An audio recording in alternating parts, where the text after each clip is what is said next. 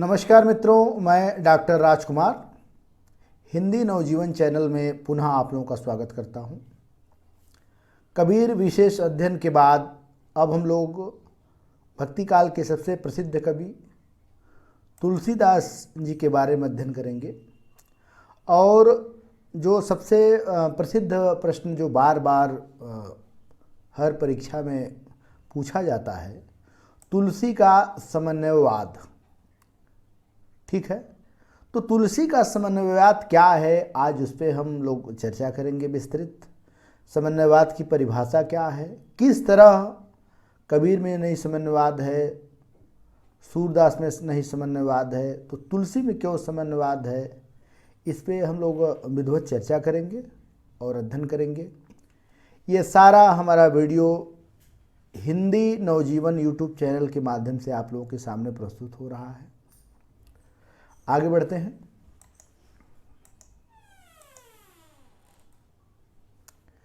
तुलसी का समन्वयवाद। पहले देखिए समन्वयवाद की परिभाषा समझिए कि समन्वयवाद होता क्या है।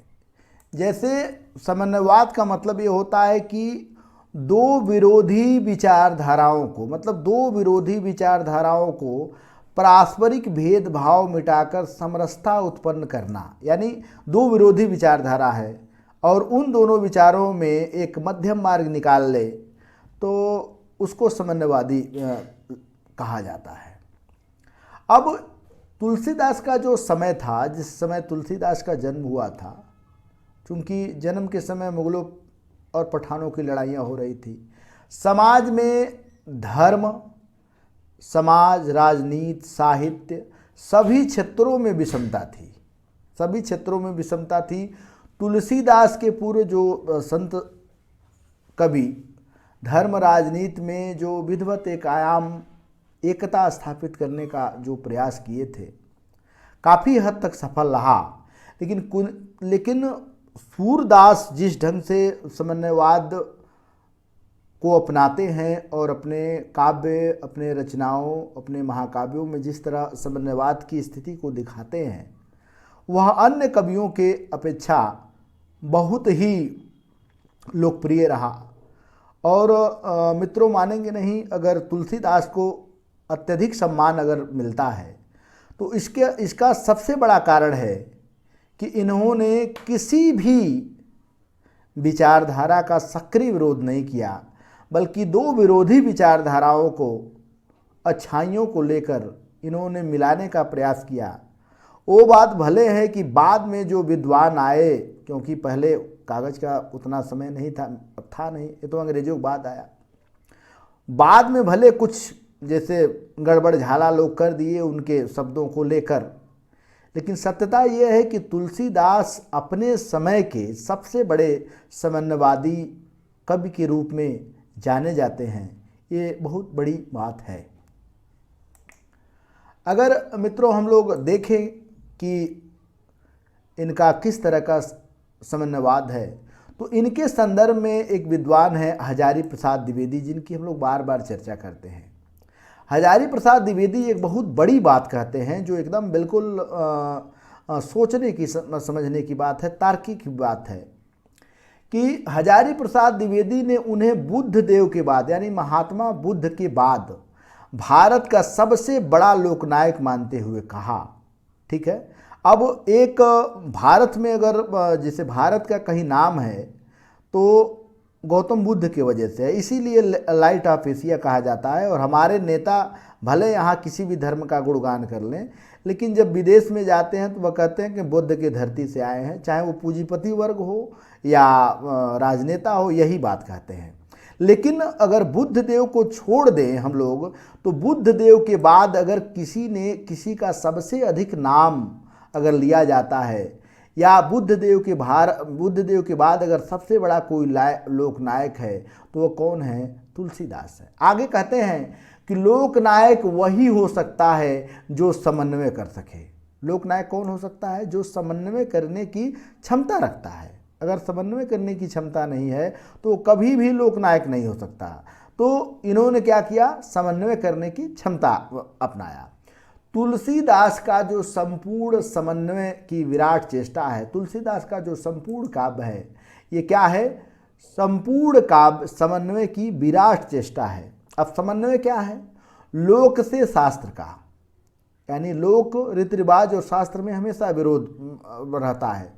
संस्कृत से देसी भाषा का, चूंकि संस्कृत और देसी भाषा में भी विरोध था उस समय। सगुण से निर्गुण, सगुण संप्रदाय के लोग अलग विचारधारा के थे, निर्गुण संप्रदाय के लोग अलग विचारधारा के थे। ज्ञान से भक्ति का, लोग हमेशा दो तरह के लोग थे, एक भक्ति को श्रेष्ठ मानते थे तो ज्ञान के श्रेष्ठ मानते थे। शय से वैष्णव का, जो दक्षिण पंथ में चल रहा था, आलवार और नायनमार की जो समस्या थी वह शय और वैष्णव की समस्या थी, जो निश्चित रूप से जैसे कबीर, जैसे तुलसीदास ने क्या किया कि शैव और वैष्णव यानी शिव के मानने वाले भक्त को शैव और जो है कि जो विष्णु को मानते थे उनको वैष्णव कहा जाता था। दोनों आपस में लड़ जाते थे कि शिव बड़े हैं एक ही विष्णु बड़े हैं। ब्राह्मण से शूद्र का, ब्राह्मण शूद्र की लड़ाई आज भी कहीं न कहीं जैसे देखी जाती है, लेकिन सत्यता ये है कि दोनों समाज के एक ही अंग है। आज भी दोनों एक दूसरे का मदद करके आगे बढ़ने का प्रयास कर रहे हैं। सगुण से निर्गुण का, मूर्ख से पंडित का, पंडित और मूर्खों में हमेशा जैसे किसको विद्वान माना जाए किसको मूर्ख माना जाए, तो अलग अलग विचारधाराएं होती हैं जिस पे मतलब तुलसीदास अपना विचार रखते हैं। गृहस्थ से बैराग का, एक विचारधारा ये भी है कि गृहस्थ श्रेष्ठ है कि बैराग श्रेष्ठ है। तो इतने अगर देखा जाए तो इतना व्यवस्थाएं समाज को अव्यवस्थित कर रही थी, उस व्यवस्था को समन्वय करने का काम तुलसीदास ने किया। समूचे भारतीय इतिहास में अपने ढंग से अकेला काव्य है, इसी का नाम भक्ति साहित्य है, यह एक नई दुनिया है। मित्रों, कहना नहीं चाहिए कि भक्ति काल में तुलसीदास का जो वजन है, जो सम्मान है, और तुलसीदास जन जन में, अगर आज के परिस्थिति में अगर तुलसीदास जन जन में व्याप्त है, सब लोग उनका नाम लेते हैं, तो उसका सबसे बड़ा कारण यही है कि समन्वय करने की अपार विराट चेष्टा थी उनके अंदर, जैसा कि हजारी प्रसाद द्विवेदी कहते हैं।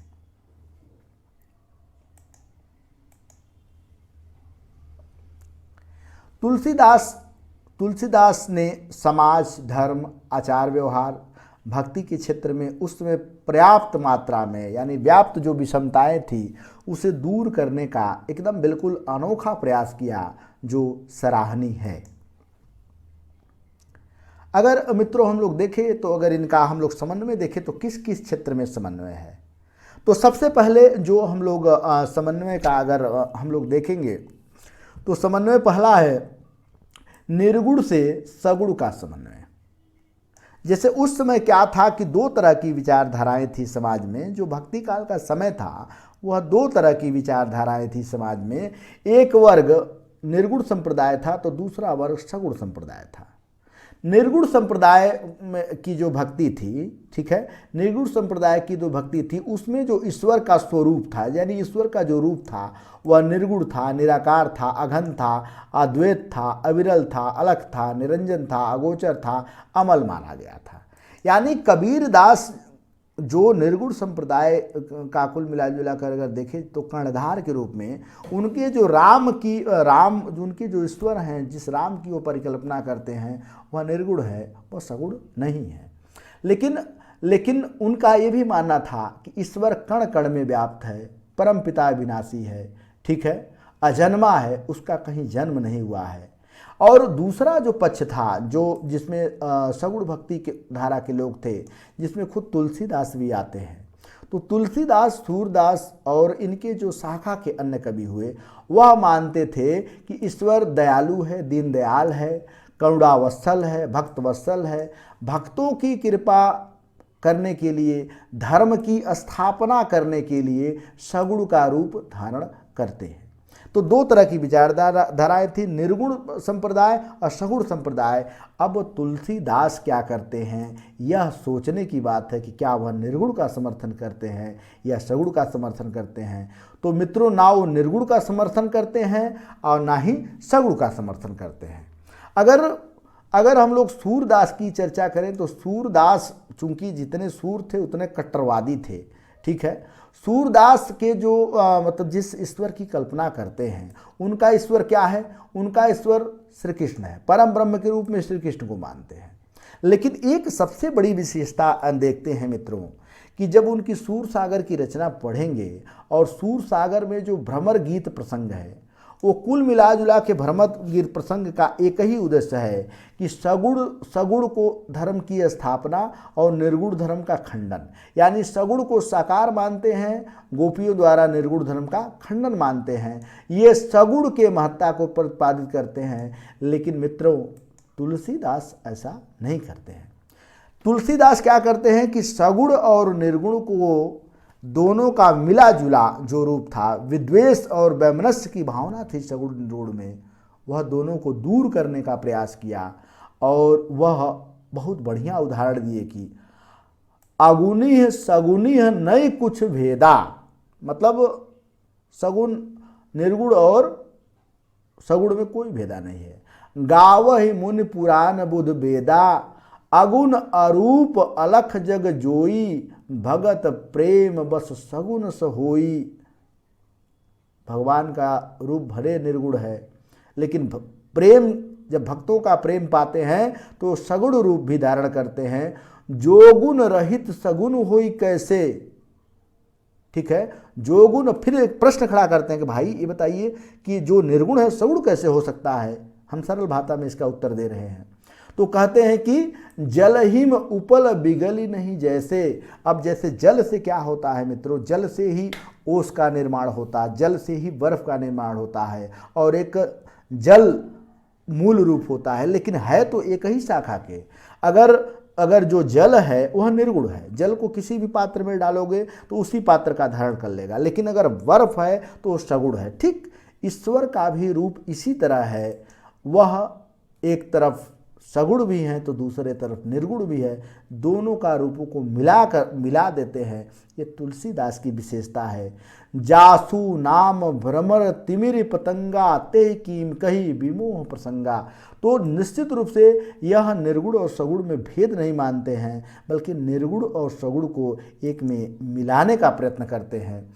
और तुलसीदास का यह कथन बहुत ही मतलब उस समय के युग में अगर देखा जाए तो बहुत ही मतलब ये फेमस है, प्रसिद्ध है कि तुलसीदास जिसकी कल्पना करते हैं कि ईश्वर जल भी है, ईश्वर जल भी है, और फिर क्या बोलते हैं जल का एक ही तत्व है, और ओला भी है, और उसी रूप को वह जैसे स्वीकार करते हैं। अब मित्रों देखेंगे कि इसके बाद आप लोग देखेंगे कि जो भक्त है सगुण वह साकार रूप लेता है, जो निर्गुण है वह निर्गुण के रूप में लेता है। तुलसीदास के जो ब्रह्म है वह एक ही ब्रह्म निर्गुण भी है सगुण भी है, दोनों का रूप में समन्वय स्थापित करने का प्रयास है। ये निश्चित रूप से तुलसी की एक अपनी विशेषता है, और तुलसी इसी तरह अपने भावनाओं के वजह से ही जन जन में व्याप्त हो जाते हैं। दूसरे क्षेत्र में अगर हम लोग देखें तो एक और उस समय शाखा थी कि क्या भक्ति के क्षेत्र में ईश्वर को ज्ञान के माध्यम से पाया जाता है या भक्ति के माध्यम से ईश्वर को पाया जाता है। दूसरा प्रश्न ये था कि क्या भक्ति बड़ी है या कि ज्ञान बड़ा है। तो तुलसीदास ने क्या किया कि भक्ति और ज्ञान का समन्वय कर दिया, दोनों को मिला दिया। मित्रों किस तरह मिलाते हैं, यह निर्गुण सगुण को मिला देते हैं, लेकिन निर्गुण भक्ति में ज्ञान के महत्व को दिया है, जबकि सगुण ने भावना के महत्व को दिया है। निर्गुण सगुण में पहला भेद क्या है कि जो निर्गुण वाला कवि हो तार्किक बात करता है। निर्गुण क्या है, तार्किक बात करता है, वो अपनी बात को बताता है, किस तरह मन को एकाग्र किया जाए, किस तरह जो है कि कुंडली जागरण की चर्चा किया जाए। लेकिन जो भी सगुण भक्त है वह कहीं कुंडली जागरण की चर्चा नहीं करता है, वह कहता है कि बस भाव से ही भगवान मिल जाएंगे। ठीक है, तो होता क्या है मित्रों कि निर्गुण भक्तों का कहना था कि ज्ञान के माध्यम से ईश्वर की प्राप्ति है, सगुण भक्त का कहना था कि भावनात्मक से भक्ति की साधना की पूर्ति होती है। लेकिन तुलसीदास क्या करते हैं मित्रों कि तुलसीदास सहज भक्ति को जैसे वह देते हैं, वह ज्ञान, वह कहते हैं रामचरितमानस में एक जगह वह कहते हैं कि ज्ञान, माना कि ज्ञान ठीक है, लेकिन ज्ञान भक्ति का समन्वय करने के साथ वह ज्ञान द्वारा ईश्वर के पाने की कठिनाइयों का भी उल्लेख कर देते हैं। और यहीं पे एक तरह का देखा जाए तो तुलसीदास जी का सगुण के तरफ ज़्यादा झुकाव है, निर्गुण के तरफ कम है। और वह निर्गुण भक्ति को क्या कहते हैं, निर्गुण भक्ति को मित्रों वह तलवार के धार के समान पैना बता देते हैं। मतलब देखिए, जब बुद्धि का सहारा लेंगे, तर्क का सहारा लेंगे, तो निश्चित रूप से वह एक तरह का तलवार की धार के समान ही होगा। और वह कहते हैं कि ज्ञान पंथ कृपान की धारा, जो ज्ञान है वह बिल्कुल तलवार की तरह है। परत खगेश होई नहीं बारा, अस विचार हर भगत सियाने, मुक्त निरादत भक्ति लुभाने, भगत कर बिनु जनत प्रयासा, संसृत मूल अविद्या नासा। मतलब कुल मिला जुला के यह कहना चाहते हैं कि ज्ञान भक्ति का समन्वय करिए। अगर आपकी इच्छा है ईश्वर को ज्ञान से पाने के लिए तो ज्ञान करिए, लेकिन ज्ञान नहीं है तो निश्चित रूप से भावना से भी भक्त ईश्वर को खुश किया जा सकता है। और वह क्या करते हैं कि यहाँ पर वह क्या करते हैं कि ज्ञान और भक्ति का समन्वय करके एक नया संदेश देते हैं। इसीलिए तुलसीदास ज़्यादा प्रशंसनीय हो जाते हैं। तुलसीदास भक्ति का जो मार्ग है, तुलसीदास स्पष्ट रूप से कहते हैं तुलसीदास कि भक्ति मार्ग सरल, सहज, सुगम होना चाहिए। तर्क की जरूरत नहीं है भक्ति में।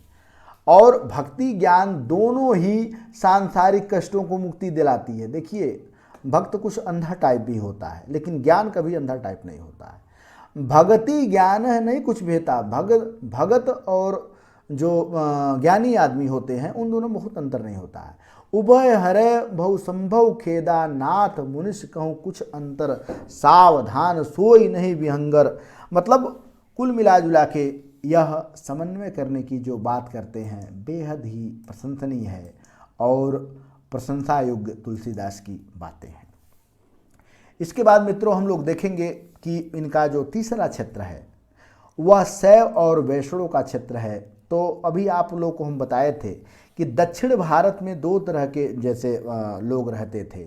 एक जो भगवान शिव को मानते थे, भगवान शिव को मानने वाले नयनार भक्तों को क्या कहा जाता था, शैव कहा जाता था। नयनार जो होते थे उनको शैव भक्त, ये शिव के उपासक थे। और दूसरे भक्त थे जो विष्णु के उपासक थे, उनको आलवार भक्त कहा जाता था।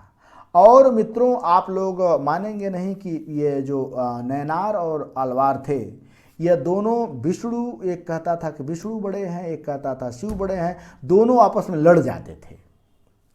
और लड़ने के साथ क्या करते थे कि तमाम प्रकार का जैसे पाखंड रचते थे कुल मिला जुला कर। लेकिन वह ऐसे लड़ते थे कि शिव वाला कहता था भाई विष्णु तुच्छ है, उसकी हैसियत क्या है, और वैष्णव वाला कहता था शिव जैसे छोटा है। एक दूसरे से वैनता इतनी बढ़ गई थी, एक दूसरे के देवता को तुच्छ बताने लगे।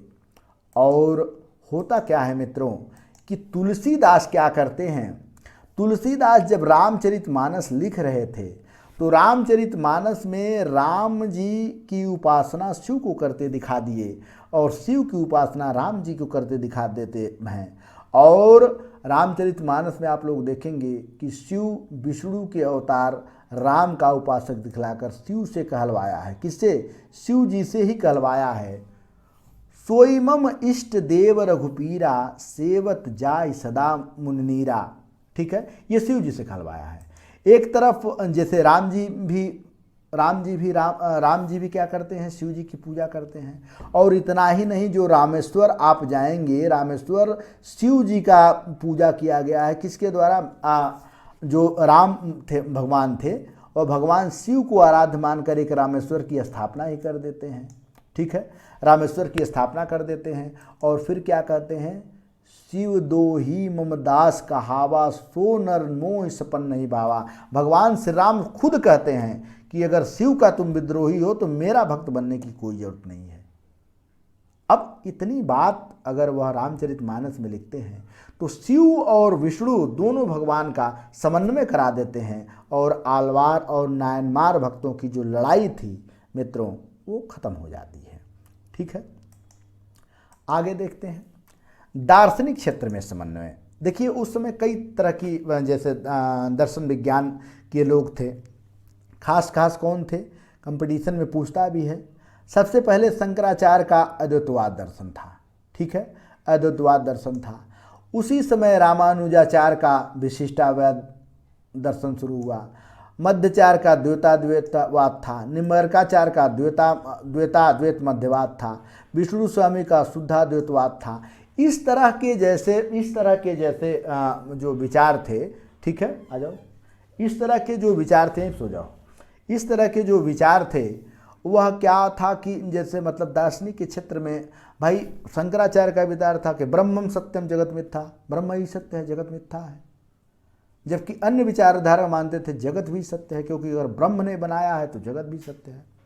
अब अगर देखा जाए तो शंकराचार्य विशेष रूप से अविद्या माया की केवल चर्चा करते हैं, जबकि अन्य लोग विद्या माया दोनों की चर्चा करते हैं। तो निश्चित रूप से अलग अलग मत था। लगभग सभी जो धार्मिक मत थे अपने को ही श्रेष्ठ, दूसरे को हे बताते थे। ये जितने ये मतलब दार्शनिक थे सब एक दूसरे के विरोधी थे। ठीक है, तुलसीदास ने क्या किया कि रामचरितमानस लिखते समय ये सभी विचारधाराओं का समन्वय करने का प्रयास किया। ठीक है, किस तरह समन्वय करते हैं?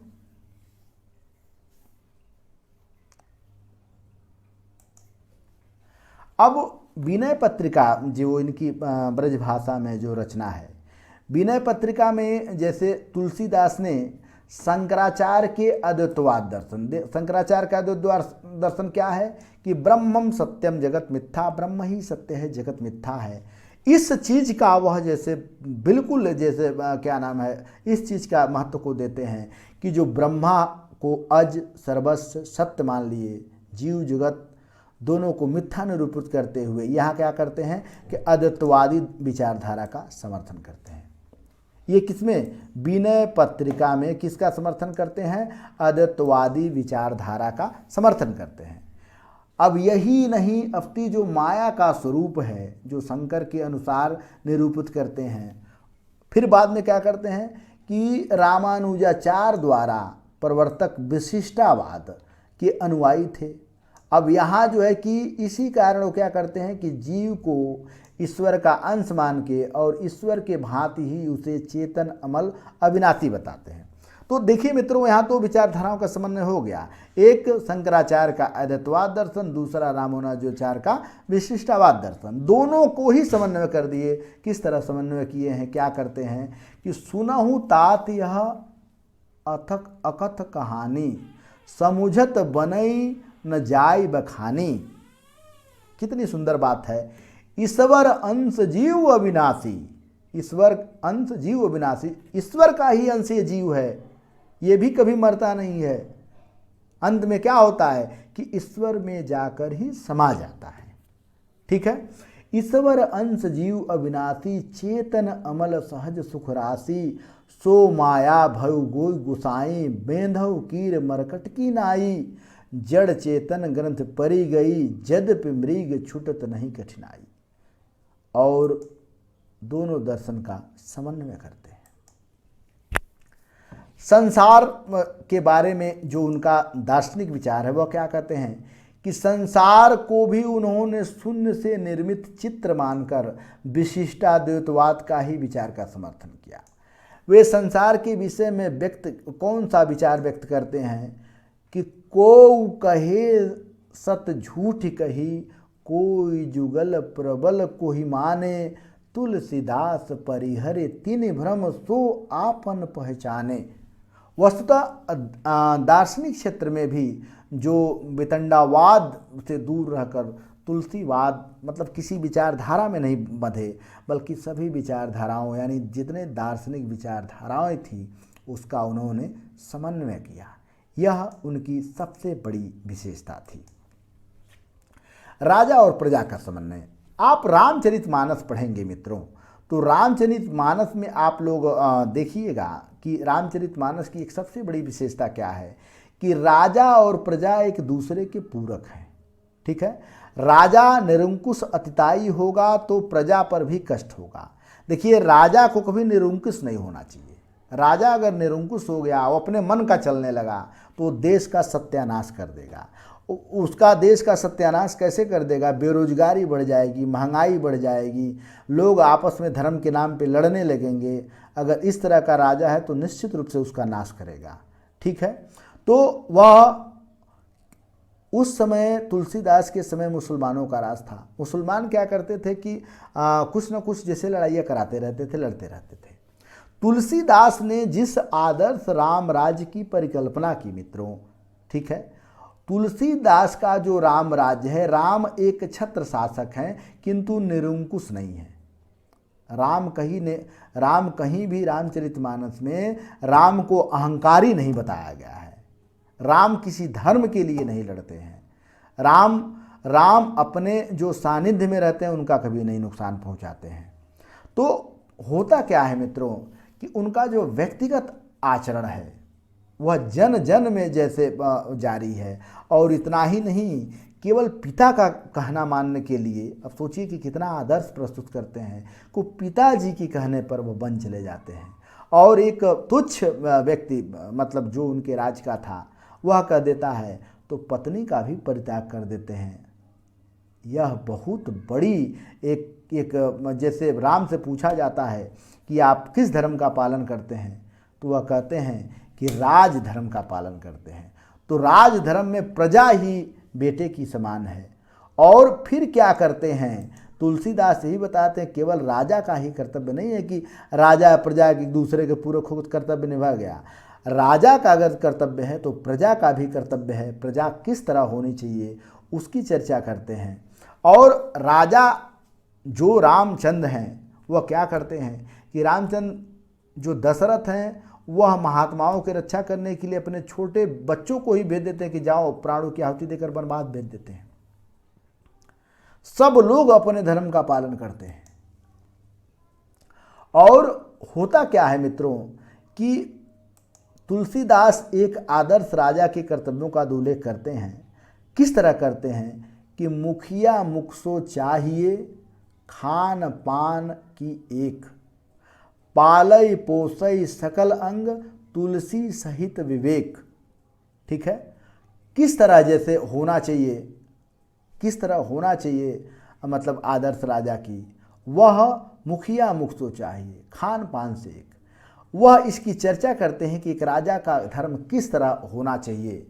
और राजा का कर्तव्य करने के साथ साथ केवल राजा का ही कर्तव्य नहीं बताते हैं, वो ये भी बताते हैं कि प्रजा को शरीर के हाथ पैर आँखों के तरह काम करना चाहिए। सेवक कर, सेवक मतलब जो सेवक होते हैं, ठीक है, वह सेवक कैसा होना चाहिए उसकी चर्चा करते हैं। एक तरफ जैसे पहले राजा के कर्तव्यों को देख लें कि मुखिया मुख सो चाहिए, खान पान सो एक, पालय पोसय सकल अंग, तुलसी सहित विवेक। यह राजा का कर्तव्य है। ठीक है, कि राजा का कर्तव्य क्या होना चाहिए। दूसरे तरफ जिसके कर्तव्य की हम लोग चर्चा करते हैं वह प्रजा का कर्तव्य है। प्रजा का कर्तव्य क्या है कि सेवक कर पद नयन से, कर माने हाथ, पद माने पैर। सेवक को किस तरह होना चाहिए, हाथ पैर और आँख की तरह काम करना चाहिए। ये शरीर राजा है, लेकिन अगर मान लो कि ये ब्रेन कितना भी चले, आँख न रहे, हाथ न रहे, बात समझिए, पैर न रहे, तो क्या ये शरीर चल सकती है। तो इसी तरह अगर राजा जो है वह राजा को बिल्कुल मतलब उस ढंग से ही होना चाहिए जिस ढंग से जैसे मतलब जो क्या बोलते हैं, जो इसकी चर्चा कबीरदास जी सॉरी तुलसीदास जी करते हैं। असल बात बीच बीच में बालक भी आ जा रहे हैं। तो इसके बाद अगर हम लोग देखें, इस प्रकार रामचरितमानस में तुलसीदास ने एक और प्रजा के कर्तव्यों का वर्णन किया, तो दूसरी ओर शासक के कर्तव्यों का भी वर्णन करते हैं। केवल राजा का कर्तव्य नहीं बल्कि प्रजा भी अगर जिम्मेदार नहीं रहेगी, अगर मूर्ख राजा को चुनेगी प्रजा, अगर प्रजा मूर्ख राजा को चुनती है तो उसका मूर्खता उसे कई सालों तक भोगना पड़ता है। इस बात पर भी वह निश्चित रूप से तुलसीदास की बातें सत्य होती है कि कभी भी राजा का चुनाव करने के लिए अपनी मूर्खता का प्रयोग मत करिए। तार्किक बनिए कि क्या वह बेरोजगारी दूर करने में सक्षम है, क्या वह प्रजा का पालन करने में सक्षम है, तब उसको उसके हाथ में राजा बनने की कमान दीजिए। आगे चर्चा हुए आगे परिवार के क्षेत्र में समन्वय, मतलब पारिवारिक क्षेत्र में समन्वय, परिवार का समन्वय किस तरह है। आप लोग देखेंगे जो राम है मित्रों, राम के अंदर गुण कौन कौन है? पितृ भक्त हैं, वह पिता का कहना मानते हैं। आजकल के लोग तो पिता का कहना मानते ही नहीं है। मानेंगे राम का अनुयायी, राम राम चिल्लाएंगे, जय श्री राम कहेंगे, पिता कह रहा बेटा इसमें मत जाओ, जबरदस्ती जाएंगे। चिर स्थिर थे, वह स्थिर थे, भात्र अपने भाइयों से प्रेम करते थे। आजकल तो भाइयों का हत्या ही लोग करवा देते हैं।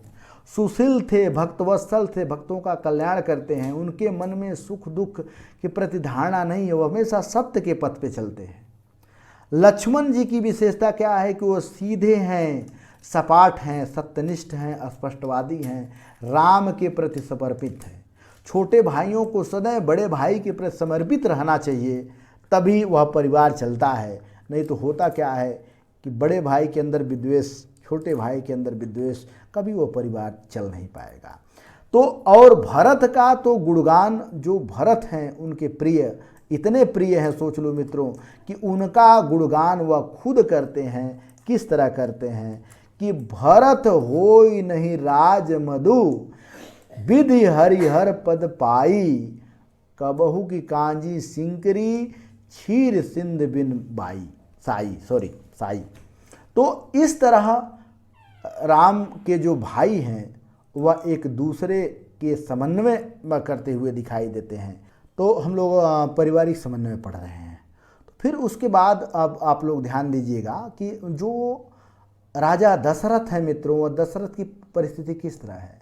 दशरथ कहते हैं कि रघुकुल रीति सदा चली आई, प्राण जाए पर वचन न जाई।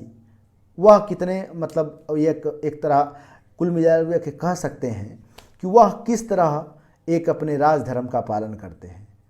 रामचरितमानस में अगर हनुमान का चरित्र देखा जाए मित्रों, तो हनुमान का चरित्र कितना है कि वह सेवक धर्म का आदर्श पालन करते हैं।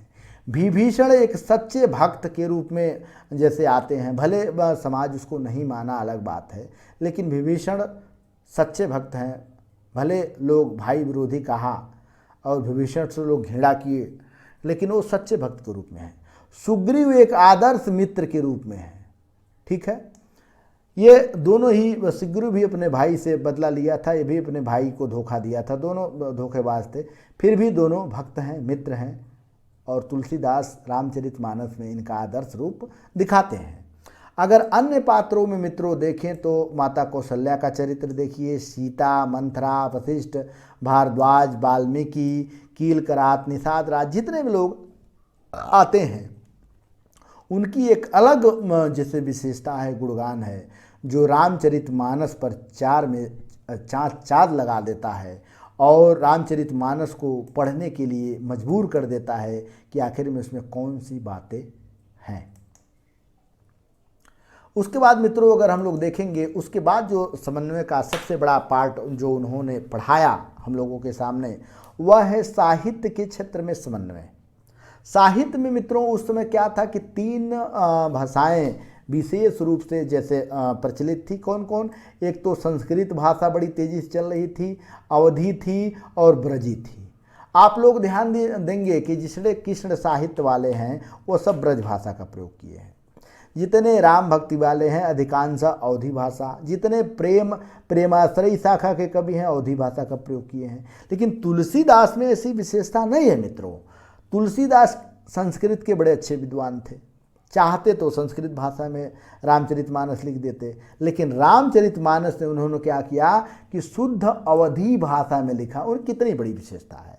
लेकिन जो उनके साथ के मित्र थे, ठीक है, उनको कहते थे कि संस्कृत का ज्ञान नहीं, इसीलिए अवधी भाषा में लिख रहा है, क्योंकि अवधी भाषा को बड़ा हेय दृष्टि से देखा जाता था उस समय।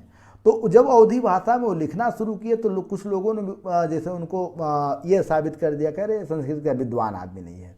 इसीलिए क्या किए कि रामचरितमानस में जब मित्रों आप लोग पढ़ेंगे तो रामचरितमानस की जितनी स्तुतियां हैं उसमें हर जगह संस्कृत का प्रयोग करते हैं और अवधी संस्कृत का अद्भुत समन्वय कर देते हैं। किसमें? रामचरितमानस में अवधी और संस्कृत का अद्भुत समन्वय करते हैं। दो भाषाओं का समन्वय किए।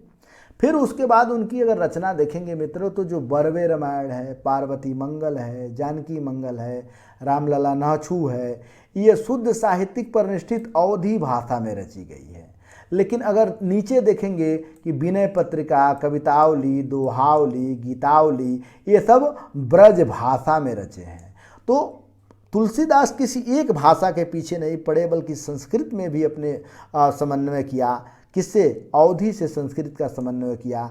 इधर अवधी भाषा में कितनी रचनाएं को लिखा और इधर ब्रज भाषा में भी रचनाओं को लिखकर इन्होंने साबित कर दिया कि भाषा किसी जाति विशेष या किसी विशेष संप्रदाय से संबंधित नहीं है, बल्कि भाषा विद्वानों, अगर एक विद्वान कई भाषा जानता है तो बहुत बड़ी बात है। और तुलसीदास की विद्वता निश्चित रूप से सामने हम लोगों के आती है। और साहित्य के क्षेत्र में इतना ही नहीं, और अच्छा काम किए। कौन सा अच्छा काम किए मित्रों? इन्होंने क्या किया कि तुलसीदास की जो काव्य प्रतिभा, उसमें की जो शैलियाँ थी, उस शैलियों का भी प्रयोग किए। अगर आप रामचरितमानस देखेंगे मित्रों तो इसमें दोहा और चौपाई शैली का प्रयोग किया है। विनय पत्रिका की अगर देखोगे मित्रों तो विनय पत्रिका में पद शैली का प्रयोग किया गया है। मतलब दोहा और चौपाई शैली का इसमें प्रयोग, इसमें पद शैली का प्रयोग। अगर कवितावली में देखेंगे तो कव्यित का प्रयोग, पगीत सवैया का प्रयोग। गीतावली में देखेंगे तो पद शैली का प्रयोग। दोहावली में देखेंगे तो मतलब कुल मिला जुला के हम लोग यह कह सकते हैं बरवे रामायण में बरवे शैली का प्रयोग। मतलब जितनी उस समय शैलियाँ चलती थी मित्रों, लिखने की जो शैली थी, ठीक है, कोई एक ही शैली में लिखता था, लेकिन इन्होंने आप लोग देखेंगे कि लगभग हर शैलियों का प्रयोग किया और इस तरह इन्होंने साहित्य में विरोध नहीं बल्कि समन्वय करने की भूमिका निभाया। निष्कर्ष मित्रों, हम लोग निष्कर्ष के रूप में कह सकते हैं कि जो तुलसीदास अपने समय के महान समन्वयवादी हैं, ध्यान रखे रहना, महान समन्वयवादी, वह सामाजिक, राजनीतिक, आर्थिक, ठीक है, धार्मिक, मानव के जितने भी विविध क्षेत्र थे सब क्षेत्रों में समन्वय किया और समन्वय करके क्या किए कि अपने रचनाओं के माध्यम से समाज में व्याप्त कटुता, विषमता, वैमनस्यता, जाति पात, धार्मिक कट्टरता को दूर करते हुए स्नेह, प्रेम, सहानुभूति, सौहार्द, करुणा, दया, ममता का वातावरण बनाया है। मित्रों, रामचरितमानस ध्यान रखिएगा कि रामचरितमानस कहीं विरोध नहीं पैदा करता है, यह स्पष्ट रूप से आप लोग जान लीजिए। रामचरितमानस रहने की एक जीवन कला सिखाता है कि जीवन में कैसे राजा को रहा जाता है। वह भले अलग बात है कि राम को बदनाम करने की साजिश जो ये समाज कर रहा है वह अलग बात है, लेकिन रामचरितमानस अपने में खरा सोना है, कल भी रहेगा, आज भी रहेगा। वो अलग बात है कि कुछ बाद में जैसे मूर्ख टाइप के लोग तमाम उसमें अपने पद जोड़ दिए और रामचरितमानस को विकृत करने का प्रयास किया। जो थोड़ा सा आप सोचिएगा मित्रों कि जो आप लोग मानस का हंस अगर उनका पढ़ेंगे, अमृतलाल नागर की जो जीवनी लिखते हैं तुलसीदास का, तो जो व्यक्ति जीवन भर जाति पात के नाम पर जूता खाया, गारी सुना, लात खाया, अब वह व्यक्ति बताइए कभी किसका समर्थन कैसे कर सकता है? ये बड़ा सोचने वाली बात है।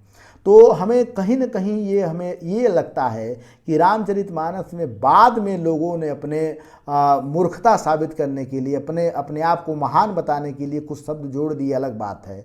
लेकिन यह सत्यता है मित्रों कि रामचरितमानस खरा सोना है। क्यों खरा सोना है? क्योंकि उसमें समन्वय करने की क्षमता है। एक भाई का फ़र्ज़ क्या होता है, एक पिता का फ़र्ज़ क्या होता है, एक साहित्यकार का फ़र्ज़ क्या होता है, एक धार्मिक का फ़र्ज़ क्या होता है। कोई भी धार्मिक व्यक्ति पाखंड नहीं फैलाता है, जात पात नहीं फैलाता है, किसी विशेष का अनुयायी नहीं होता, बल्कि समाज में समन्वयकरण की भूमिका निभाता है। और तुलसीदास का जो रामचरितमानस है, समन्वय की विराट चेष्टा है, तुलसीदास यह साबित करते हैं। इसी के साथ मित्रों, आज का जो हमारा ये टॉपिक था तुलसी का समन्वयवाद समाप्त होता है। फिर अगले हम वीडियो में मिलते हैं तुलसीदास की एक नई प्रश्नावली के साथ। बहुत बहुत धन्यवाद मित्रों। बने रहिए हिंदी नवजीवन के साथ और तैयारी करिए, क्योंकि दिसंबर में नेट की परीक्षा है और इसका भी आप लोग ध्यान देंगे जहाँ तक आशा है। ठीक है, बहुत बहुत धन्यवाद मित्रों।